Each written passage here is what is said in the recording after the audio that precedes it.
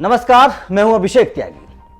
हाल के दिनों में कांग्रेस का क्या हाल है, किस तरह से पार्टी अपने सबसे बुरे दौर से गुजर रही है, उसे हर कोई देख रहा है।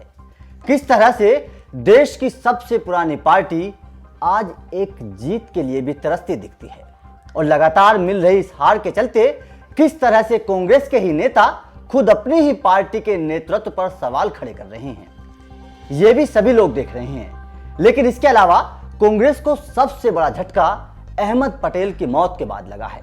माना जा रहा है कि अहमद पटेल की मौत के बाद कांग्रेस में एक बड़ा सैलाब आने वाला है, जिसकी आहट किसी को नहीं दिखाई दे रही।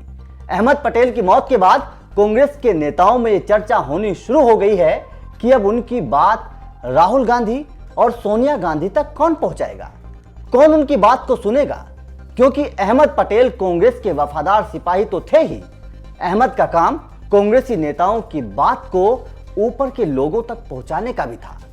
अहमद पटेल देश भर के कांग्रेसी नेता कार्यकर्ताओं की बात को सोनिया गांधी तक पहुंचाने और उन्हें मनाने की जिम्मेदारी भी निभाते थे।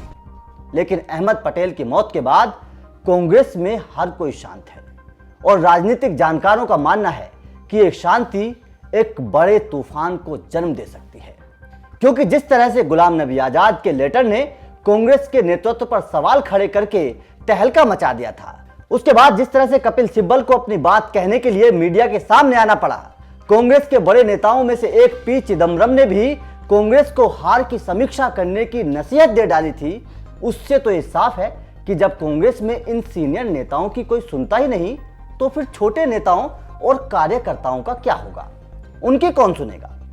अहमद पटेल के बाद उनकी बात को राहुल गांधी तक, सोनिया गांधी तक कौन पहुंचाएगा। आपको याद होगा कि जब कांग्रेस के 23 लोगों ने सोनिया गांधी को चिट्ठी लिखी थी, पार्टी नेतृत्व को लेकर कुछ सवाल पूछे थे, उसके बाद कांग्रेस कार्य समिति की बैठक में उन नेताओं को कुछ जवाब भी मिला था।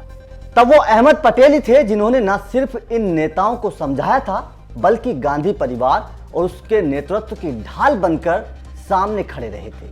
लेकिन अब अहमद पटेल नहीं रहे, वे सोनिया गांधी के ऐसे सिपह सलार थे जो पार्टी के असंतुष्टों की सुनते भी थे, उनकी बात आला कमान के सामने रखते भी थे और दोनों पक्षों को समझाते भी थे।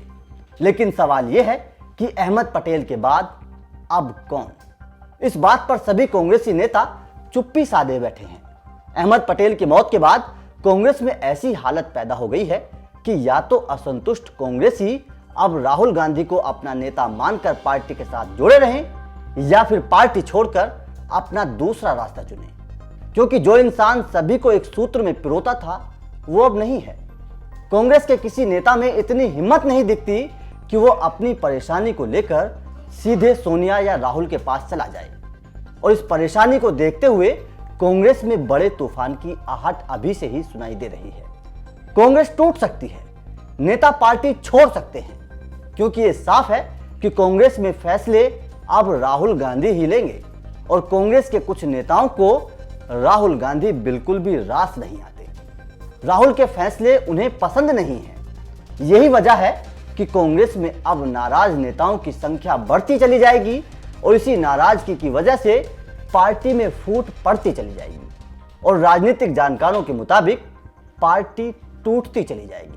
हाल ही में कांग्रेस के बड़े नेताओं में से एक आनंद शर्मा ने पीएम मोदी की तारीफ में किए गए एक ट्वीट ने हंगामा मचा दिया था। तब ये कयास लगाए जाने लगे कि क्या आनंद शर्मा बीजेपी की तरफ जा रहे हैं।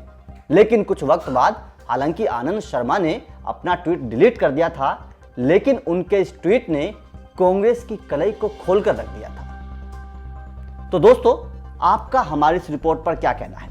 क्या वास्तव में अहमद पटेल के मौत के बाद कांग्रेस टूट सकती है? आपका जो भी मानना है हमें कमेंट करके जरूर बताएं।